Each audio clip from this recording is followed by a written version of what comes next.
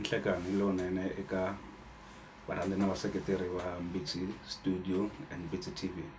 Ni lava ku mi xerhela swin'wana mayelana na buti wa mina kumbe Ntsanwisi loyi ni tshamaka na yena hi masiku hinkwawo.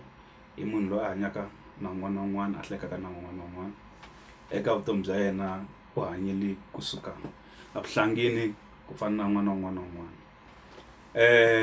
Leswi ni lavaka ku mi xerhela swona hi leswi.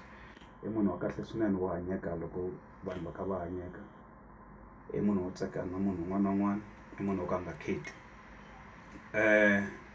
I munhu wo ka a nga lavi competition tanihiloko mi kha mi swi tiva ku is an artist. A nga le ku compete-eni na munhu. I munhu loyi a hanyaka vutomi lebyi byi va ku surprised ka vanhu vo tala leswi a va nga swi hleketangi. A hi munhu wo lava ku ti compare ngopfu na vanhu kumbe swiendlo swa vanhu.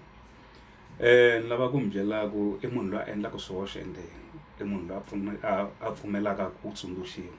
So na loko van'wani mi vona swihoxo ka yena mi ri kusuhi na yena, n'wi tsundzuxeni. I munhu wo yingisela swinene. So in life i munhu loyi a nga le business-eni swinene, ka business ra music, ka business ra radio Ntsanwisi ku nga xidloko xa mbyana. I munhu wa humble swinene. I munhu loyi a nga na nseketelo lowukulu eka vanhu. I munhu loyi a lavaka ku kurisiwa, munhu loyi a nga kula swinene. So swo boha ku loko kha u hanya ku va na difficulties, vanhu vo tala kumbe vanhu van'wana ku va na ti-mistakes leti va tsandzekaka ku ti appreciate tanihi ku i munhu na yena, kumbe na le ka vona loko va ri na ti-mistakes va tsandzeka ku appreciate, va tshama hansi va ti vulavula, va nga ti vulavuli hi ndlela leyinene. So a ni lava ku hi ti dyondzisa ku hanyani kahle, mi hanyeka, mi hanya na yena hi minkarhi yo tala. Loko mi n'wi kandziya consumisa leyiwani swo boha ku a jampa hi ku fana na munhu un'wana na un'wana loyi a nga hanya kwala misaveni. Loko u n'wi kandziya a nga twa ku vava.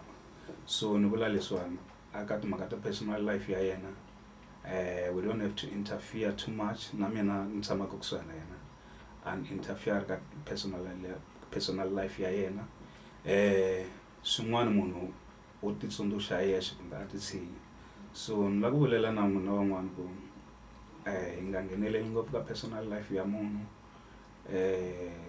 Hi nga va hi kha hi tshama na munhu kambe ka personal life ya yena hi nga ngheni hikuva a hi swi tivi ku hlangana na yini evuton'wini ku za xiyimo xi fika laha xi fikaka kona.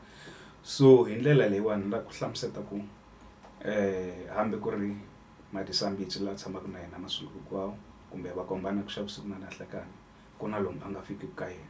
So a hi ti dyondziseni ku in real life munhu ku na lomu a nga fikiku laha ka ti-situation leti munhu a fikaka ka tona. Na mina hinkwaswo leswi vanhu va fanelaka ku interfere ngopfu ka swona, whether hi nga va kha hi va tshama swin'we masiku hinkwawo kambe ku na laha munhu a nga fikeleliku. So Xikwembu xi hi pfuna xi hi katekisa hi masiku hinkwawo ku